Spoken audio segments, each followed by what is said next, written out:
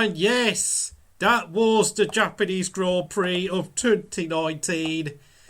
Valtteri Bottas was indeed your winner, and of course he came up with that radio message for a laugh, but for me, I fell asleep after 20 laps, so let's go through the rankings.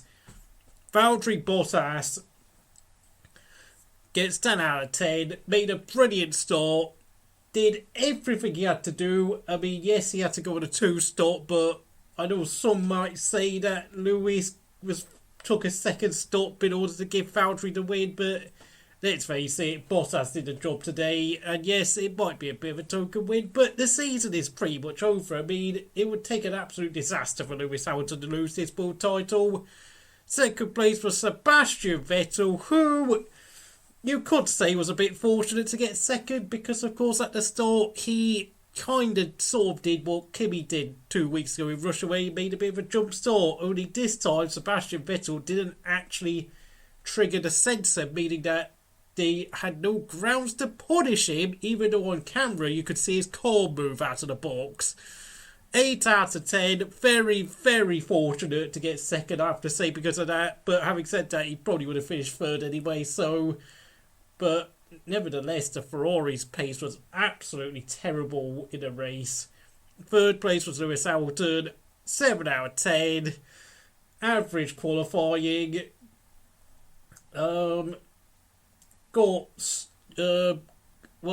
stuck. Well, never really made much of an impression in terms of attacking Vettel.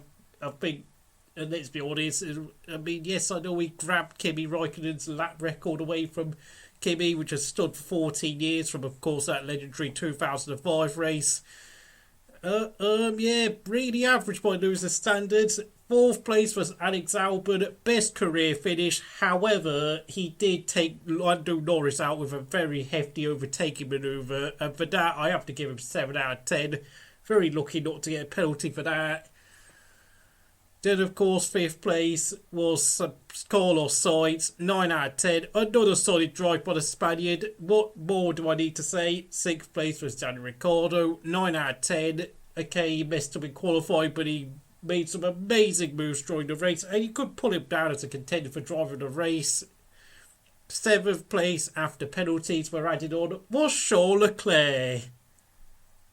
I'm absolute, honestly, just really frankly, he only deserves a 4 out of 10, and he is the reject of the race. Honestly, I'm absolutely shocked that Ferrari didn't bring him in after a lap or two, the first lap, because that front wing was clearly shredding apart. Dangerous. Where was the black and orange flag? FIA, what are you doing? The penalty, the way you've been awarding penalties has been absolutely terrible. Just not good enough. You know, Albon slamming into Norris. Vettel making what was clearly sort of a jump start, not as bad as Kimi, but still should have been some sort of penalty given for that, at least a 5-second penalty. And yeah, I mean, I'll move on. 4 out of 10 for Leclerc, not impressed at all, and he did take quite a bit of time to get through the traffic, I have to say. Not very good. 8th place was Pierre Gasly, 9 out of 10. Got into Q3 for the first time since being demoted from Toro Rosso. Solid weekend all round. I mean, yes, he got caught up towards the end, but you've got to give Gasly credit. He has picked himself up since being demoted by Toro Rosso. 9th place was Sergio Perez, 8 out of 10. Now, for those of you wondering why he's classified 9th, it's because they waved a checkered flag a lap early, meaning that his crash on the final lap doesn't count, meaning that the race order is taken after 52 laps, meaning that I'm going to give Perez 8 out of 10. Got very fortunate with that early checkered flag, and I have to say he got knocked out Q1, not impressive. 10th place was Nico Hulkenberg, 7 out of 10. I've got to say this, he's just turning more average by every race now. I mean, when you compare him to Ricciardo, who had a blinding race, Hulkenberg, having out qualified Ricciardo in qualifying, was just average in the race. Yeah, he made an amazing start, but after that he didn't really make any precision. So, frankly, all he's doing is showing why he's getting dropped by Renault at the end of this year. Lance Stroll, 7 out of 10. Going into he out-qualified Sergio Perez for the second time this season, but of course his race pace was average as ever. 12th place was Danny Crivia. Bad qualifying.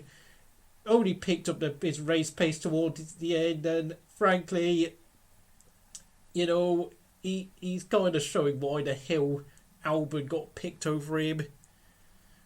13th place was Lando Norris, 7 out of 10. Very unlucky to get taken out by Albon. 14th was Kimi Räikkönen, 7 out of 10. The car was just has been so slow all weekend. What the hell was this Kimi supposed to do with that car? Ended up finishing lower than where he qualified. I mean, that says it all really, but the car is a piece of toss at this point.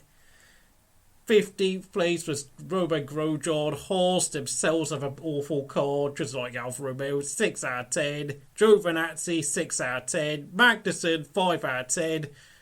George Russell, 8 out of 10. Robert Kubica, 5 out of 10. And of course, the only retiree, Max Verstappen, 7 out of 10. That is my race review. Thank you for listening to Crystal Racing, and I'll see you again next time.